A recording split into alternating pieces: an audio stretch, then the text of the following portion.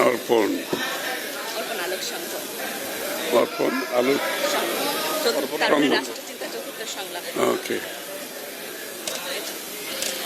ওকে ধন্যবাদ। অর্পণ আলোক সংঘ তারুণ্যের রাষ্ট্রচিন্তার চতুর্থ সংলাপ। তারপরে হচ্ছে প্রবাসীদের অর্থনীতি চতুর্থ প্রবাসী জীবন কর্মসংস্থান বর্তমান ও ভবিষ্যৎ আলোচিত প্রবাসী আছে। অনেকগুলো কথা আছে এখানে, আর যতগুলো প্রশ্ন করা হয়েছে এগুলোর উত্তর দিতে তো অনেক সময় লাগবে। ধৈর্য আছে? হ্যাঁ,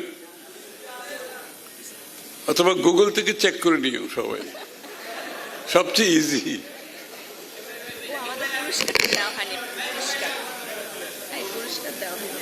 প্রথমে আমাকে আমন্ত্রণ জানানোর জন্য ধন্যবাদ।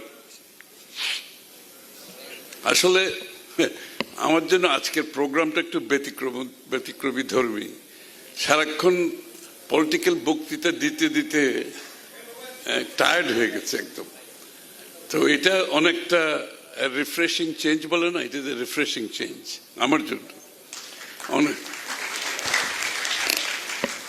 এবং এটা আসলে আমাদের রাজনীতির আলাপচারিতা, ডায়ালগ, পাবলিক ডিসকোর্স পরিবর্তন একটু আনার দরকার। সেই এক গদবাঁধা রাজনৈতিক বক্তব্য এখন আর কারো ভালো লাগে না। কেউ আসলে বক্তব্য শুনতে চায় না এখন। Story telling is the way, you have to tell the story.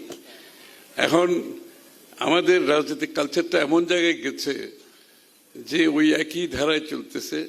তা আমার মনে হয় এই ধরনের একটা কার্যক্রম আজকে যেটা যে আলোচনা সভাটা হচ্ছে, একটু ব্যতিক্রম ধর্মী, একটু প্রশ্ন উত্তর হয়েছে, আবার একটা আলোচনা হচ্ছে ইন্টারেক্টিভ, এটা অনেক বেশি ইন্টারেস্টিং।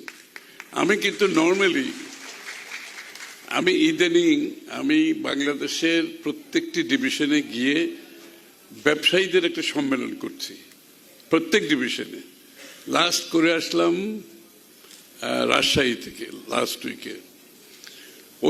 ওই প্রোগ্রামের অর্ধেক হচ্ছে বক্তব্য, আর বাকি অর্ধেক হচ্ছে প্রায় 1 ঘন্টার উপরে প্রশ্ন উত্তর। কারণ আমি চাই যে বাংলাদেশ, এই যে রাজনীতিবিদদের যদি আপনি জবাবদিহিতার মধ্যে আনতে চান, তাদেরকে যদি স্বচ্ছতার মধ্যে আনতে চান, প্রশ্নোত্তর পর্ব কিন্তু অত্যন্ত গুরুত্বপূর্ণ।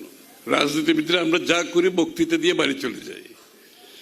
আসলে জনগণের মনে আমার বক্তব্যের পরে কি প্রশ্ন জেগেছে, অথবা কি তাদের মনের কথার কোনটা আমি উত্তর দেই নাই, সেটা আমার আর জানা হয় না। আমি বক্তৃতা দিলাম, বাড়ি চলে গেলাম।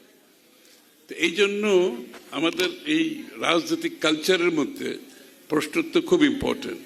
আপনারা দেখবেন হোয়াইট হাউসে প্রেসিডেন্ট কিন্তু প্রতিনিয়ত সাংবাদিকের সামনে দাঁড়িয়ে 1-1.5 ঘন্টা প্রশ্ন উত্তর দিতে হয়।